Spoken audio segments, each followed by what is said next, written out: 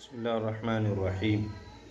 تبارك الذي إن شاء جعل لك خيرا من ذلك جنات تجري من تحتها الأنهار ويجعل لك قصورا بل كذبوا بالساعة وأعتدنا لمن كذب بالساعة سعيرا. تو یہاں سے اللہ تعالیٰ نے حضرت اکرم صلی اللہ علیہ وسلم کو نعمتیں دینے کے فضائل تو سابقہ آیات میں کفار مشرکین طرف سے حضرت صلی اللہ علیہ وسلم کی نبوت اور رسالت پر جو شبہات پیش کیے گئے تھے اور ان کا اجمالی جواب دیا گیا تھا. ان آیات میں اس کی کچھ تفصیل مذکور ہے، جس کا حاصل یہ کہ تم نے اپنی جہالت اور حقیقت شناسی سے دوری کی وجہ سے ایک بات یہ کہی ہے کہ اگر یہ اللہ کے رسول ہوتے تو ان کے پاس بہت دولت اور خزانے ہوتے، بہت بڑی جائیداد اور باغات ہوتے تاکہ یہ کسب معاش سے مستغنی رہتے. تو یہاں سے اس کا جواب بھی دیا گیا کہ ایسا کر دینا ہمارے لیے کچھ مشکل نہیں. اپنے رسول صلی اللہ علیہ وسلم کو دولت کے خزانے دے دیں، بلکہ بڑی سے بڑی حکومت و سلطنت کا مالک بنا دیں، جیسا کہ اس سے پہلے حضرت داؤد علیہ السلام اور سلیمان علیہ السلام کو ایسی دولت اور پوری دنیا پر بے مثال حکومت عطا فرمائی. اپنی اس قدرت کاملہ کا اظہار بھی کیا جا چکا ہے، مگر عامہ خلق کی مصلحت اور بے شمار حکمتوں کا تقاضا یہ ہے کہ اگر وہ انبیاء علیہ السلام کو مادی اور دنیوی مال و دولت سے الگ ہی رکھا جائے، خصوصاً سید الانبیاء حضور اکرم صلی اللہ علیہ وسلم کے لیے حق تعالیٰ کو یہی پسند ہوا کہ وہ عام غریب مسلمانوں کی صفوف میں اور انہی جیسے حالات میں رہیں، اور خود رسول اللہ صلی اللہ علیہ وسلم نے اپنے لیے اسی حالت کو پسند فرمایا. جیسے کہ مسند احمد ترمذی میں حضرت ابو امامہ رضی اللہ عنہ سے روایت ہے کہ رسول اللہ صلی اللہ علیہ وسلم نے فرمایا، میرے رب نے مجھ سے فرمایا میں آپ کے لیے پورے بطحہ مکہ اور اس کے پہاڑوں کو سونا بنا دیتا ہوں. تو میں نے عرض کیا، نہیں اے میرے پروردگار، مجھے تو یہ پسند ہے کہ مجھے ایک روز پیٹ بھرائی کھانا ملے جس پر اللہ تعالیٰ کا شکر ادا کروں، اور ایک روز بھوکا رہوں اس پر صبر کروں. حضرت عائشہ رضی اللہ عنہ فرماتی ہیں کہ رسول اللہ صلی اللہ علیہ وسلم نے فرمایا، اگر میں چاہتا تو سونے کے پہاڑ میرے ساتھ پھرا کرتے. خلاصہ اس کا یہ ہے کہ انبیاء علیہ السلام کا عام طور پر فقر و فاقہ میں رہنا اللہ تعالیٰ کی ہزاروں حکمتوں اور عام انسانوں کی مصالح کی بنا پر ہے، اور اس میں بھی وہ اس حالت پر مجبور نہیں ہوتے. اگر وہ چاہیں تو اللہ تعالیٰ ان کو بڑا مالدار صاحب جائیداد بنا سکتے ہیں، مگر ان کی ذات کو حق تعالیٰ نے ایسا بنایا ہے کہ وہ مال و دولت سے کوئی دلچسپی ہی نہیں رکھتے، فقر و فاقہ ہی کو پسند کرتے. جتنے انبیاء علیہ السلام آئے ان میں سے اکثر جو ہیں وہ کیا ہیں، غریب تھے، مالی حالات ایسے. حضرت عیسیٰ علیہ السلام کے پاس کوئی برتن شرتن نہیں تھا، ایک سفر میں جاتے تھے، کونی سر کے نیچے رکھی اور جو ہے چادر شاید چھوٹی سی کوئی لے کر سو گئے. زندگی بھر شاید ان کے پاس گھر نہیں رہا. اور ہاں ایسے انبیاء بھی ہیں جن کو اللہ نے بادشاہی بھی دی ہے. داؤد علیہ السلام ہیں، حضرت سلیمان علیہ السلام ہیں. یہ تو بہرحال یہ امت کے لیے سبق ہے کہ مال و دولت ہی سب کچھ نہیں ہوا کرتا، اس سے بہتر چیزیں بھی اللہ پاک فرماتے ہیں. وہ کیا ہے؟ آخرت کی ہیں. بڑی حکمت ہے، تبارک الذی، بڑی برکت ہے اس کی، جو چاہے تو کر دے تیرے واسطے اس سے بہتر. اگر چاہے اللہ تعالیٰ چاہتا تو اس سے بہتر بنا دیتا، یعنی باغات ہوتے جن کے نیچے سے نہریں جاری ہوتی، اور کر دے تیرے واسطے محل، اور آپ کے لیے کیا کر دے؟ محلات بنا دے. یعنی اگر اللہ چاہتا تو یہ سارا کچھ کر سکتا ہے.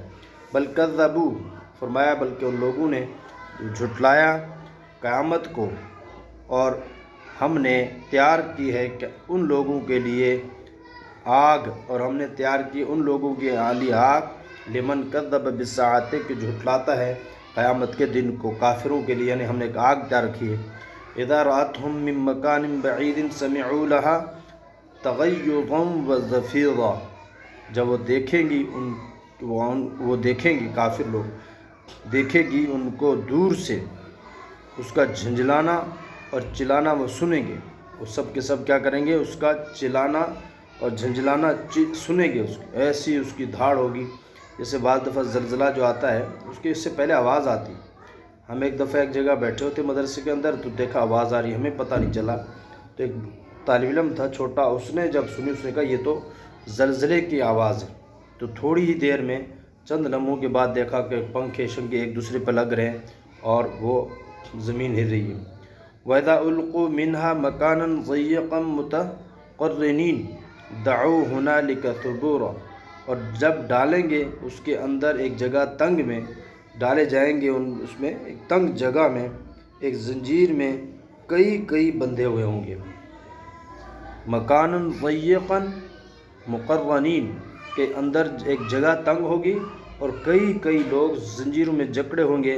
دعوا ہنالک ثبورا، تو اس وقت وہ پکاریں گے اس جگہ موت کو کہ کاش ہماری موت آ جائے، ہمیں یہ تکلیف نہ ہو۔ یعنی ایک ہی جگہ ان کو اور تنگ جگہ ہو باندھ کے رکھنا، اور وہ بھی زنجیریں ہوں گی، جہنم کی زنجیریں ہوں گی۔ اور فرمایا کہ جہنم کو اس دن جو ہے 70,000 فرشتے، 4,90,00,000,000 فرشتے جہنم کو لے کر آئیں گے قیامت کے دن۔ اور سب سے پہلا جو سوال اس کا ہوگا، این من ترک الصلاۃ، کہاں ہیں جنہوں نے نماز چھوڑ دی، اور کہاں ہیں جنہوں نے، این من اکل الربا، کہاں ہیں جس نے سود کھایا، حرام کھایا۔ تو اتنی بڑی جہنم ہوگی، 4,90,00,000,000 فرشتے، اور اتنے بڑے فرشتے اللہ پاک کے پیدا کیے ہوئے جن کی کوئی دنیا میں طاقت نہیں ہے۔ لا تدعوا اليوم ثبورا واحدا وادعوا ثبورا كثيرا، فرمایا کہ آج صرف ایک مرنے کو نہ پکارو، آج تو کئی مرنے کو پکارو، یعنی جتنا مرضی پکار لو، آج تو موت ہی موت، موت پر موت مانگو، موت آنے والی نہیں ہے۔ ایک دفعہ موت نہ مانگو بلکہ کئی دفعہ تو مانگو، آج موت آنے والی نہیں ہے۔ قل اذالک خیر ام جنت الخلد التی وعد المتقون، اور پوچھیں ان سے، آپ پوچھیں ان سے یا کہیں ان کو، کیا یہ جو ہے جس میں تم پڑے ہو یہ بہتر ہے یا وہ باغ جو ہمیشہ کے ہیں ان لوگوں کے لیے جن کو تیار کیا گیا تقوی والوں کے لیے؟ یعنی یہ بہتر ہے جو جہنم میں تم جکڑے ہوئے پڑو ایک زنجیر میں کئی لوگ نافرمانیاں کر کے، یہ بہتر ہے، یا ہمیشہ کے باغ جو کہ جس میں رہیں گے جن کا وعدہ ہو چکا ہے پرہیزگاروں سے، وہ باغات جنت کے باغات، جنت یہ باغات کو کہتے ہیں، باغ ہمیشہ کا باغ، جنت الخلد التی وعد المتقون، جس کا وعدہ کیا گیا ایمان والوں سے۔ کانت لہم جزاء و مصیرا، وہ ہوگا ان کا بدلہ اور پھر جانے کی جگہ۔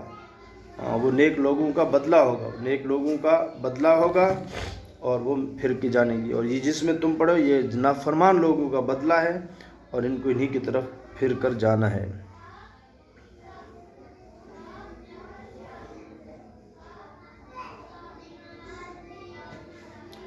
جی تو آپ ان کو یہ سنا کر، یعنی جہنم کا جو راستہ ہے ان کو بتا کر پھر کیا کریں، آپ ان سے پوچھیں کہ یہ جس میں اب تم پڑھے ہو یہ بہتر ہے یا وہ بہتر تھا جو متقیوں کے لیے جس کا وعدہ کیا گیا۔ لہم فیہا ما یشاؤون خالدین، ان کے واسطے وہاں ہے جو وہ چاہیں رہا کریں ہمیشہ، یعنی جنت میں ان لوگوں کے لیے جو چاہیں گے، ما تشتہی انفسکم، کہ جو ان کے جی چاہیں گے وہ سب کچھ ہوگا اور وہ رہیں گے اس میں ہمیشہ۔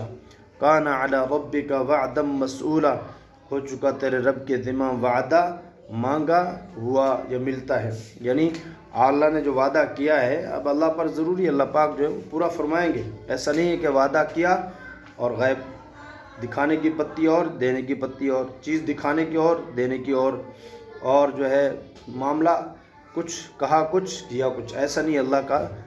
تو اللہ پاک جو ہے وعدہ خلافی نہیں فرماتے۔ فرمایا کیا ہے، وَكَانَ رَبُّكَ كَانَ عَلَىٰ رَبِّكَ وَعْدًا مَسْئُولًا، کہ ہو چکا تیرے رب پر وعدہ، جو مانگا وہ ملتا ہے۔ وَيَوْمَ يَحْشُرُهُمْ وَمَا يَعْبُدُونَ مِن دُونِ اللَّهِ، ہاں اس دن اللہ پاک جس دن جمع کریں گے اللہ ان کو بھی، یعنی پوجنے والوں کو بھی اور بندگی کرنے والوں کو بھی، وَمَا يَعْبُدُونَ، اور ان کو بھی جن کو یہ پوجتے ہیں اللہ کو چھوڑ کر۔ فَيَقُولُ، پھر ان سے کہے گا اللہ پاک، کیا کہے گا، انتم ضللتم عبادی ہؤلاء ام ہم ضلوا السبیل، پھر اللہ پاک پوچھے گا ان سے، گمراہ وہ جو بت ہیں جن کو پوجتے ہیں ان سے پوچھے گا، کیا تم نے بہکایا میرے بندوں کو، میرے ان بندوں کو کیا تم نے بہکایا، یا یہ خود راستہ سے بھٹک گئے یا یہ خود گمراہ ہو گئے۔